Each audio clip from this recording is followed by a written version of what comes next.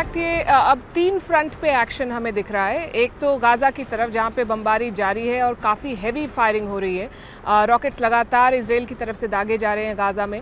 और गाज़ा आप जानते हैं कि एक कंक्रीट जंगल है, जो डेंसिटी है, पॉपुलेशन डेंसिटी वो बहुत ज़्यादा है। 365 स्क्वायर किलोमीटर का पूरा क्षेत्र है और उसमें करीब 20 लाख लोग रहते हैं। तो आप समझ सकते हैं कि कितने पास लोग रहते हैं और सिविलियन कैजुअलिटीज़ अवॉइड करना बहुत मुश्किल है। तो गाज़ा में तो प्राइमरी फोकस है।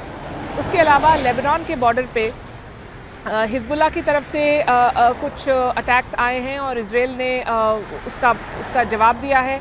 कुछ मिलिट्री एक्शन वहाँ पे भी देखा गया है। सीरिया में भी जो ईरान के कुछ एसेट्स हैं उनके ऊपर इजरायली हमले की खबरें हैं। तो 3 दिशाओं में एक्शन हो रहा है। उसके अलावा ग्राउंड ऑफेंसिव की आपने बात की। Ground offensive is I would say not a question of if but when, क्योंकि पूरी तैयारी हो गई है। इजराइल की जो सेना है वो गाज़ा के बॉर्डर पे तैनात है और गाज़ा की बॉर्डर पे मैं आपको बताना चाहती हूँ कि 7 चेक पॉइंट्स हैं, जिनमें से 6 इजराइल की तरफ खुलते हैं और 1 इजिप्ट की तरफ खुलता है। तो पूरा उसको एरिया को सील किया जा रहा है, कंट्रोल किया जा रहा है, ग्राउंड ऑफेंसिव की तैयारी की जा रही है।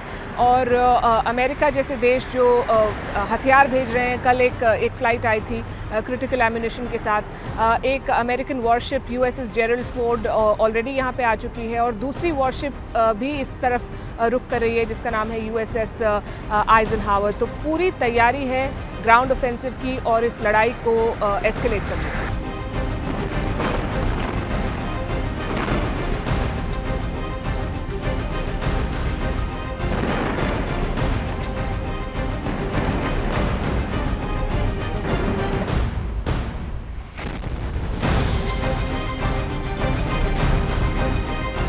इसमें 2-3 पॉइंट्स हैं नोट करने के। पहला तो ये कि इजराइल का सबसे बड़ा समर्थक मिलिट्री और पॉलिटिकल अमेरिका रहा है।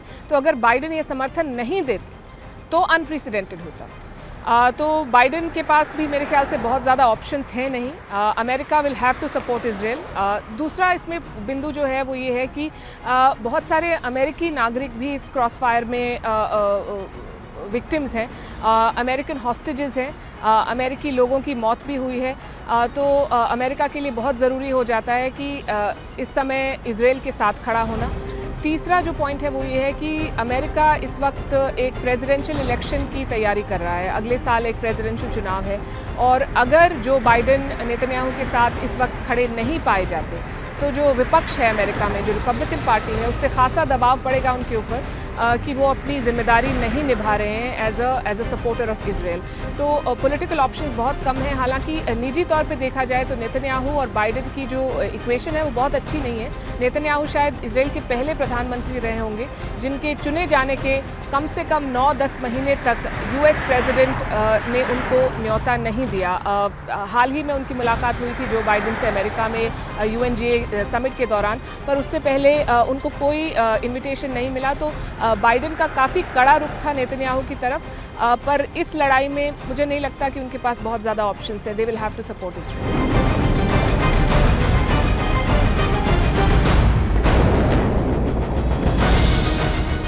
बहुत डेवलपमेंट मैं नहीं कहूँगी कि इस दिशा में कुछ ज़्यादा हुआ है। वही 3 प्लेयर्स हैं, कतर है, टर्की है और इजिप्ट है, और उनका कहना है कि वो मध्यस्थता के लिए तैयार हैं, वो बातचीत कराने के लिए तैयार हैं। पर इस वक्त जिस तरह के स्टेटमेंट्स आ रहे हैं इजराइल की तरफ से, जिस तरह के स्टेटमेंट्स अमेरिका की तरफ से आ रहे हैं, उनसे ये लगता है कि बातचीत के मूड में वो नहीं है। और अगर आप ईरान से भी स्टेटमेंट देखें, ईरान की जो टॉप लीडरशिप है वो बार बार कह रही है कि हमारा कोई हाथ नहीं है। पर कल उनके जो सुप्रीम लीडर कहे जाते हैं आयतोल्ला खमेनेई, उनका एक स्टेटमेंट आया और उन्होंने कहा आई वुड वांट टू किस the hands of those who did this. तो जिन्होंने ये हमला किया है मैं उनके हाथ चूमना चाहता हूँ। इससे आपको पता चलता है कि किस तरह का समर्थन ईरान दे रहा है हमास को। तो जब इस तरह के बयान आते हैं दोनों तरफ से तो बातचीत का जो एवेन्यू है वो और कम हो जाता है, वो विंडो और श्रिंक हो जाती है। तो बातचीत इस वक्त अगर की भी जा रही है अनऑफिशियली तो उससे बहुत कुछ हासिल होगा ऐसा मुझे लगता नहीं है।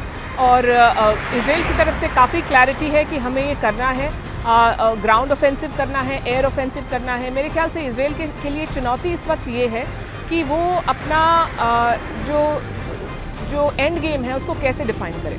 ग्राउंड ऑफेंसिव पहली बार नहीं होगा, अगर इजराइल करेगा तो पहले भी किया है उन्होंने। और इसराइल ने गाज़ा पे ऑक्यूपेशन भी किया है, कब्ज़ा भी किया है। 1967 की लड़ाई के बाद से इसराइल का ऑक्यूपेशन था गाज़ा पे। 2005 में उन्होंने छोड़ा। तो उनको ये डिफ़ाइन करना है कि हम ग्राउंड इन्वेजन करके हमास को निपटा के वापस आ जाएंगे या फिर हम गाज़ा को ऑक्यूपाई करेंगे। वो उन्होंने तय नहीं किया है। पब्लिक सेंटिमेंट इस वक्त बदले की भावना आपको दिखाई देती है, पर public sentiment is tricky. Public sentiment को बदलते देर नहीं लगती। इस वक्त बदले की भावना है। अगर ये ग्राउंड ऑफेंसिव करते हैं और इजरायली सैनिक शहीद होते हैं तो वही पब्लिक सेंटिमेंट टर्न भी हो सकता है और वही सरकार के खिलाफ भी हो सकता है कि आपने हमारे लोगों को वहाँ भेजा और अब वो मर रहे हैं। तो ये थोड़ा ट्रिकी है इजरायली लीडरशिप के लिए डिफ़ाइन करना और डिटर्मिन करना कि वो कहाँ तक जाना चाहते हैं। लड़ाई होगी कि नहीं, ये मुझे लगता है इस वक्त तय है कि वो इसको आगे बढ़ाएंगे।